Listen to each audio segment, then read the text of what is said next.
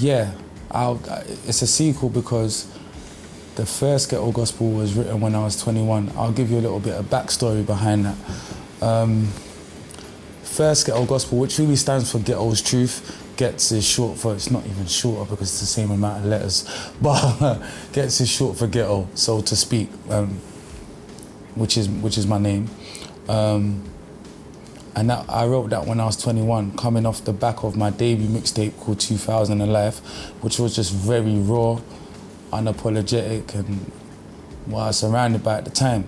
Now, from 2000 and Life, I had different experiences onwards because of the music I made. I was flying to different countries, meeting different people. So when I made Ghetto Gospel, my truth at that time, it was like seeing the world in a different way, in a different view, you know what I'm saying? And I felt like it was overlooked at that time. There was no social network, and I felt like what I was surrounded by, people wasn't really into what I had started making. It was much more emotional. What I didn't know was there was people from many different places who loved this album, Ghetto Gospel. Right. But there was no social network, so I never felt that at the time. And I think it was last year, January, I was offered, Roundhouse was doing a series of special shows, and they offered me, they said, do you want to do 10 years, celebrate 10 years of Ghetto Gospel at Roundhouse? I was like, yeah, that would be great, man. Why not? Like, mark 10 years, that's a good thing to do. My brother's my band MD, so we was going through all the music and spending a lot of time with the original Ghetto Gospel, making sure that the show was on point, relearning lyrics all over again, and rehearsing. And these moments up until the show, when I done the emotional tracks and I seen it, how it had touched people, from doing that show onwards and in and out, being in and out of the studio, recording, it's like I was just in that space again naturally. And it was the first time I never had the album name before creating the album. Normally I have an album name, create the concepts around the album and tie everything in that way. I was just recording, never had no album name. I had a few names floating about, and Ghetto Gospel, the New Testament, was not one of them.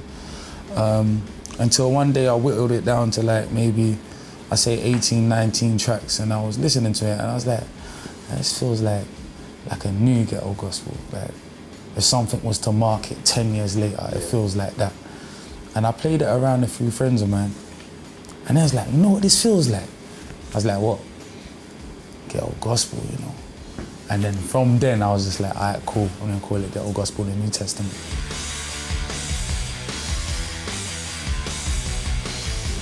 Changed a lot in terms of perspective. I feel very naive when I listen to Ghetto Gospel, the first one. To me, like, everything was just black and white then. Yeah. Yes and no, no and yes. It's like, I'm sure, as you know, everything's filled by politics. It's politics everywhere, you know what I'm saying? And understanding those different things and understanding its layers. It's not just, there's layers in the world, whatever you do, there's layers. Obviously, I've got so much still to learn and still a lot to offer, but I'm still learning, but I've definitely learned a lot since the first Ghetto Gospel. I can't make music like, today I need a club track, because club tracks are working and they're in. So when I go in the studio, I'm gonna make this club track that's gonna do sick in the charts and I'm gonna earn shitloads of money from it. Yeah. I don't know how to do that. All I know how to do is go in a booth and just release. Like, yeah. That's all I know how to do. That's my thing. Like, being me, that's my thing. And it's funny because I also learned a lesson in that, because the people that was also saying like, oh, what are you gonna do now? Like, this is what's going, maybe you should do this, maybe you should do that. Are the same people now that are suddenly all culture. Right. But I'm cool with that, but I just know that follow your own path. Like, do what feels right to you, because all of these things are a fad, it's a vibe, it's a time. And the only thing that you can be sure of is yourself. and just being you, who you are, and making music that connects with, because you know what the truth is? Music only really connects with people when you're yourself. And that's the only, every artist that has longevity, they're just them. And they've been blessed that their music is connected with a large amount of people who have found them relatable.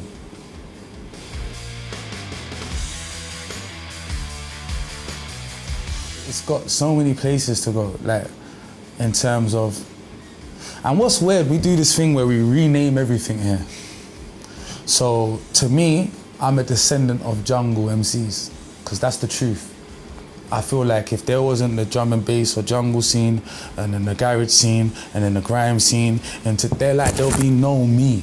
I understand that I'm a descendant of Skibbity, Shabba, Heartless Crew, Pay As You Go. Like, I'm a descendant of that. And so I feel like, even though everybody does this thing where they separate it into little pockets and make it seem small when it's really a massive thing, and it always has been, and these different people have added their elements and put them in the pot, but people feel like they want to feel like they've created a genre. You know, what you've done is brought your style and your sound as a individual and put that in the pot. And that's what you've got out of it, but it's not, what we're doing is not brand new. Yeah. Like, I'm descendants of that culture, you know what I'm saying? So I feel like where it's got left to go, so many places, so many different places, and I see it now, man. Like, even having an award show, like, they couldn't see that. Yeah, it probably is, you know, just like I'm saying, the evolution of it, the evolution of the music, all one culture, all from the same place, representing the same thing, even though there's differences in tempo sometimes, there's differences in style. But if you look at the basis, like the main ingredients, where are you from? What do you represent? How old are you? What would you like? It's the same thing. What drove you to doing that? It's the same thing. Like, you speaking my language, like, it's not alien to me.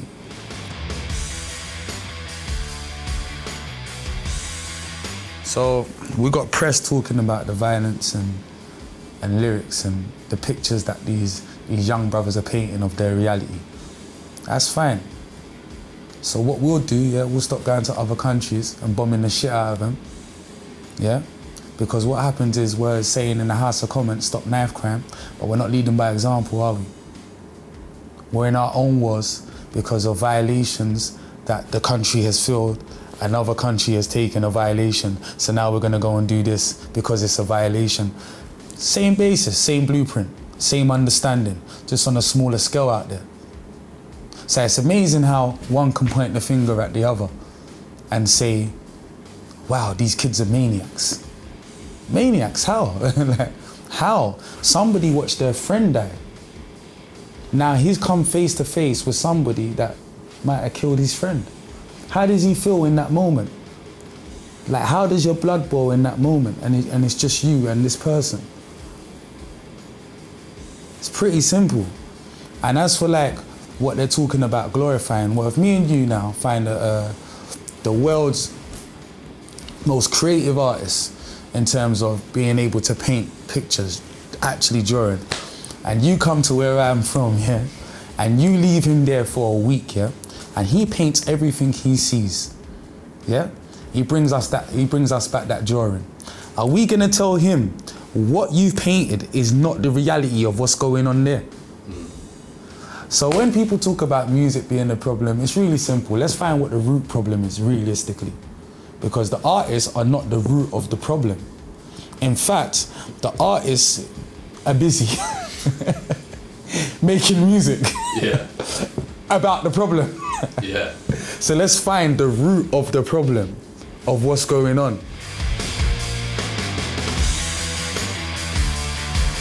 I just wanted people to feel like he's really painting a picture, you know, of where he's from. Or not everything on the album is my perspective either, which I try to do, because I find when I'm in my own perspective, it can make me very judgmental when I'm in my own. Like I was trying to see it from different people's eyes, having conversation with them and not listening. Because sometimes, a lot of times when we have conversations with people, we've already got the answer.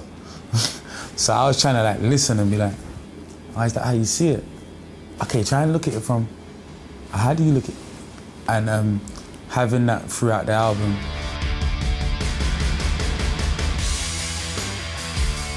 100%. I understand how music is consumed now. Right. Via streaming. It's like we make our own compilations out of a number of artists that we like. We'll take a tune from here, a tune from there, tune from there, tune from there, put them together, and that's my album of a compilation of different artists of songs I like. I kind of wanted to give people something they can listen to throughout that wasn't the same song over and over again, that wasn't the same concept, had different concepts throughout, but yet still felt like a journey.